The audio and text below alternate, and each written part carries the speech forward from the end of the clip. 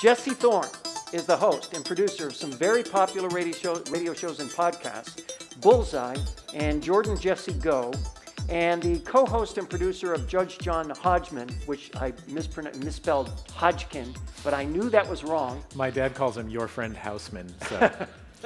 And the proprietor of MaximumFun.org. He founded the show that became Bullseye way back in 2000. In 2007, the show began to be distributed by Public Radio International, making Jesse the youngest national host in public radio history. Since 2013, Bullseye has been distributed by NPR, which means Anya is his boss, so these questions will be very interesting. She's my partner, thank you. Oh, okay, thank you, got it. And currently airs on more than 70 public radio stations around the country. As owner of MaximumFun.org, Jesse oversees a network of more than 20 podcasts, which really is amazing, along with video and other content production. The company helped set the template for the modern podcast network because you predated all that, and continues to be a leader in independent audience-supported media production. Please welcome Jesse Thorn. And he is, as you can see, a notoriously dapper dresser, which pushed me to shame, but what am I going to do? Jesse, I got to ask you the big question, which is it true that you were the guy who set up the microphones for Mark Maron in his garage? Yes, that is true. Podcast? Mark Maron and I had been acquaintances for a really long time. He was on my show when I was still in college. In fact, he was on an episode of my show that we recorded from the base of the UC Santa Cruz campus in our underpants. Not Mark. Mark was not in his underpants. Too much dignity. Why were the rest of you in your underpants? We were trying to raise money for our weird college radio station.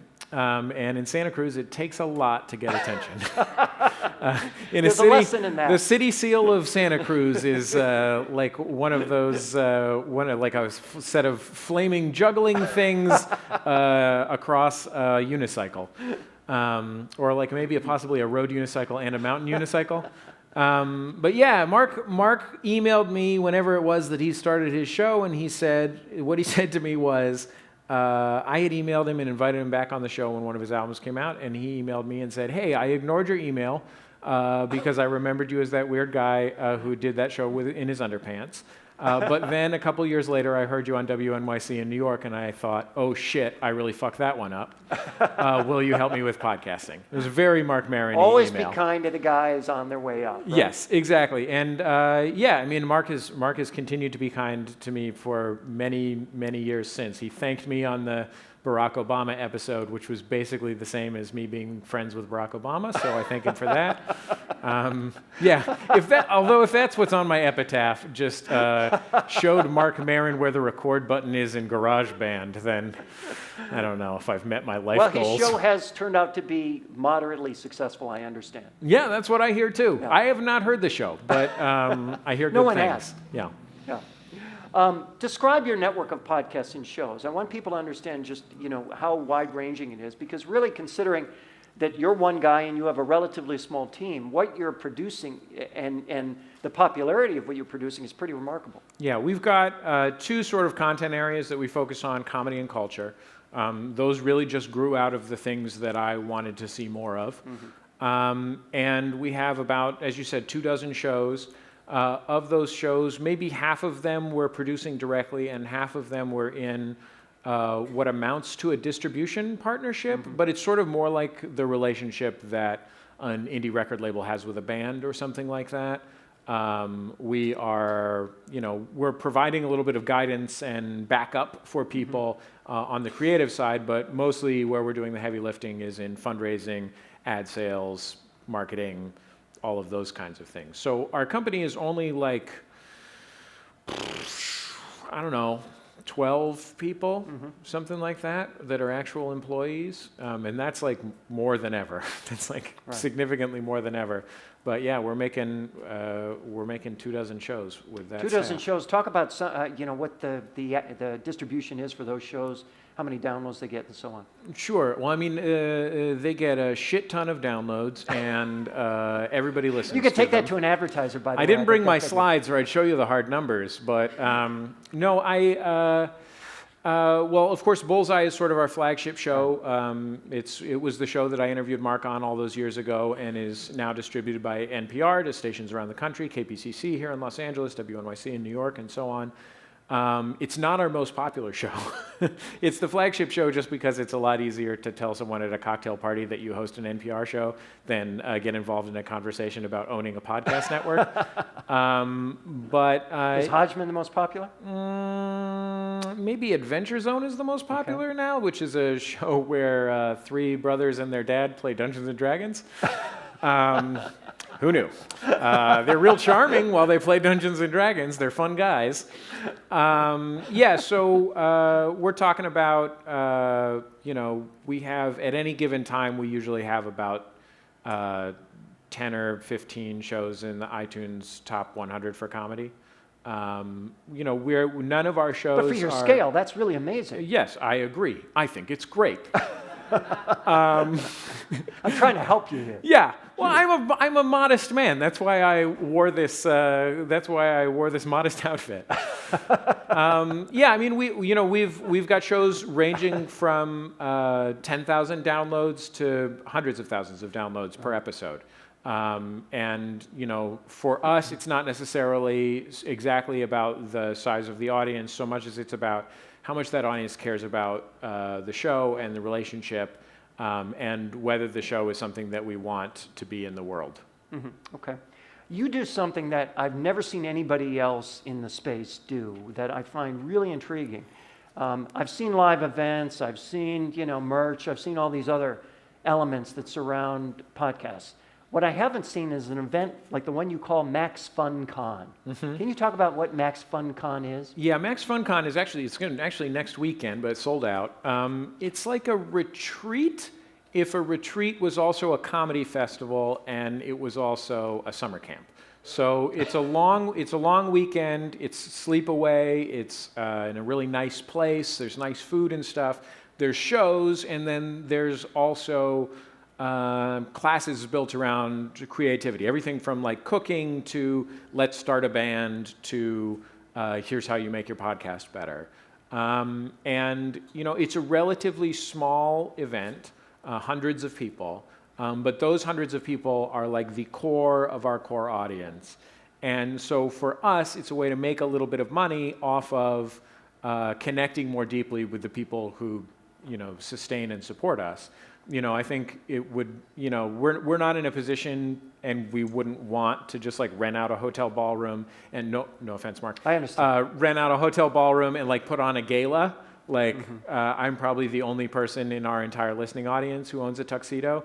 I have both winter and summer options. Basically it's a way for us to get really deep connections with the people who care about our work the most, because they're the people who are supporting our work. What's also interesting about it, though, is it's kind of a really interesting, compelling brand extension, right? Because you're able to take the Max Fun experience into the real world and monetize it, and also, and it's not cheap, right? As I recall, No, it's pretty expensive. It's fairly expensive, and yet it's sold out. Yeah, we're also working on a cheap version, but in an effort to disrupt ourselves. Basically, we're the GE of podcasting. For us, Max Fun is not just people who make podcasts. It is like an idea and a way of being in the world, in the same way that NPR is, or in the same way that Harley Davidson is. Or the same way that Glenn Beck is to some extent. Isn't that why it works, though? Yeah, I think that's absolutely why. In other words, it's not constructed just to drive revenue. It's constructed for the audience. And oh, by the way, it drives revenue because the audience embraces what you embrace. We heard about what is your unfair advantage. As far as I'm concerned, what our unfair advantage is that we actually believe in the shit that we do. It is something that comes really from our hearts and our actual core values, not even just like a core value that's written on a wall with a, whiteboard marker or whatever. Mm-hmm. But like what we do is actually what we believe in, and the people that we connect with are people who actually believe in that as well. And it's a pretty simple idea. In the case of Max Fun, it's basically making things and being creative, being kind, and liking jokes. Mm-hmm. Not being afraid to be smart. So if I was going to pick 4 things, again, I don't have that thing on my wall, so I can't quote them to you directly, but I'm making that up right now. And those are like real things that we believe in. And so it's easy to extend that brand when that brand is actually the things that you care about. Now you said 20 shows? Yeah. And one is on the radio. And Yeah. I'm wondering, how important is being on the radio to fueling your audience overall? Not that important. It's awesome. I mean, I think it's great. Like, I got into this because I love public radio and I want to make public radio. And if I didn't love public radio and didn't believe in its mission, I would not be making a public radio show. It's a real hassle. But in terms of driving our overall audience, it's not a huge driver for our overall audience. It's nice. I think the most useful part of it for us is at the end of the day, if I have a partnership with NPR with our show, and if it comes down to it, I can just be like, hey, I'm Jesse, I have an NPR show, and they'll kind of know what my deal is. And that is a useful and effective shorthand and means of credibility, sort of in the same way. That's way different from, I listen to the show, now I listen to the rest of the platform, right? Exactly. And I think, the public radio audience is similar in many ways to the online public radio audience, but as Anya kind of alluded to, maybe they're different in some ways as well. And maybe the people who are listening to the radio aren't necessarily the number one most likely to be running to my podcast, Jordan Jesse Go, which is basically an uninterrupted string of swear words. So, like, what's useful about it? What's useful about it to me is A, we're contributing to something that we genuinely believe in, which is public media, and B, at the end of the day, I can say, hey, I've got this NPR T-shirt that I got for free because I work with them. I got it. Yeah. So we've been reading a lot about the so-called graying of the public radio audience, and there we're clearly talking about is the over-the-air broadcast audience, because the stats Anya just shared with us, which I had not heard before, maybe nobody's heard them before, is that if in fact the audience under 35 across all platforms is about as big as the audience over 50 across all platforms, that's incredible parity, right? That's incredible parity. But what does that mean for that portion of the affiliates who value disproportionately, let's say, the over-the-air audience? What are their opportunities to grow younger in terms of over-the-air listenership, or is it simply not where their focus should be? That's an interesting question. What I do is so platform agnostic, Mark. Like, I am so not worried about how I am reaching people, if I am reaching them. And I would encourage local stations to think about what they are offering to their listeners in the same way. In fact, I would start by saying, stop thinking of your listeners solely as listeners. But think about, how am I engaged with these people? And because I think that for public media, the essential thing that gave us the big head start in podcasting, besides the fact that maybe, on the commercial talk side, as we heard before, it was all the Rush Limbaugh model, and the Rush Limbaugh model is basically completely dependent on having Rush Limbaugh. If you don't have the best radio host of the generation, it's really hard to build an audience when it's just that guy talking for 3 hours. Whereas public media has done a good job with building formats and stuff like that. But basically the real thing that public media has that got us way ahead in podcasting was, we thought, should we put our shows out there for free for anyone to listen to, even though we don't know how we're going to make money from them? And the question was not, we have to protect our revenue streams. The question was, how do we maximize our public service? And so it was an obvious yes if you're trying to maximize your public service. So I would encourage those local stations to think about, how are we maximizing our public service? If our primary source of funding is people voluntarily giving us money, how do we make ourselves important enough in those people's lives that they're willing to do that? And I say that as a guy with a for-profit company that is built on the same model.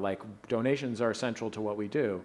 But whether it's events, whether it's online, whether it's a newsletter that gets mailed to people, don't think of those as like corollaries or spin-offs to what you do on the radio. Those are what you do. Those are the experience. Yes, exactly. And so think about what is it that we are, how can we express that and use it to connect to people. What about for those brands, those stations, for example, on the commercial side that are trying to protect, or at least, maybe protect's the wrong word, sustain revenue streams, regardless of how they're sustained? Does that mean they shouldn't look to make these experiments, to give stuff away for free that doesn't have revenue attached to it? I mean, what should be their strategy in light of what you've just told me? Well, I think the way you characterize it as experiments, I mean, if we think of whatever the GM of audio is, GM's got a big R&D department. They're spending a bunch of money trying things all the time. And once in a while, something turns out to be silly putty and you make $100 million over it over 50 years. I think that's GM's core product, right? Silly putty? I don't know why I chose that example. But my point is that, if you're a major media company and you are not trying things and iterating them, then you are failing at what you do. The great thing about the internet is that you don't necessarily have to try those things in a single stream broadcast scenario where you might alienate people. I think that's been a big problem. Yeah, exactly. But above and beyond the fact that the barrier to entry is low, you also don't have to worry about the fact that, maybe this is for these people but not for those people. CBS right now, sure, they could maybe put on the next Arrested Development, but it's really going to alienate a lot of CSI fans, and they're making a ton of money off of CSI fans, But if they're creating something for a space that's less linear, they have a lot more opportunity. And, we're lucky that we work in audio. I mean, one of the great things about audio, and I don't mean to put too fine a point on it, but it's cheap to make. Mm-hmm. NPR makes it in a very expensive way, an amazing way, which is a great strength of NPR. But if you're looking for the next Rush Limbaugh, that doesn't cost a ton of money. Mm-hmm. You just got to look for somebody who's talented and something that's amazing about them. You got to put in the effort. Yeah, exactly. What's the hardest part of what you do? What's the hardest part of what I do? I interviewed Gina Davis the other day. And that was super hard because I just wouldn't talk to someone that good looking in my day-to-day life. And it was almost upsetting how good looking she was and like self-possessed. And I really okay, I'll give you an example. One time I was hosting a show for IFC. And actually, right across the street, I was hosting a show for IFC, and I interviewed Eva Mendes. And Eva Mendes, we were talking about Werner Herzog. That's how classy I was. And she was like, yeah. And she touched my knee, and it took every ounce of strength in my body to make more words after that. And I want to be clear, it's the same with dudes. When a super handsome, Jason Sudeikis was in the other day to do Bullseye, and I was just like, why are you talking to me? What do I have to offer you, handsome man? Just go walk the streets and have people give you cars, Yeah, but I mean, sincerely, the thing that is probably the hardest for me is, for me personally, about what I do, is that in my heart I am a person who likes to make things, not a person who likes to optimize spreadsheets. And in my whole life, I've always been a performer my whole life and always worked in creative spaces. And when I've done that in a group context, I've always been the person who was in charge of spreadsheets because I'm also pretty responsible. But I know you wouldn't think it. But at the end of the day, making time to be the responsible person in the room is a challenge for me. His name is Jesse Thorn. You've got to check him out at MaximumFun.org. Thank you, Jesse, so much.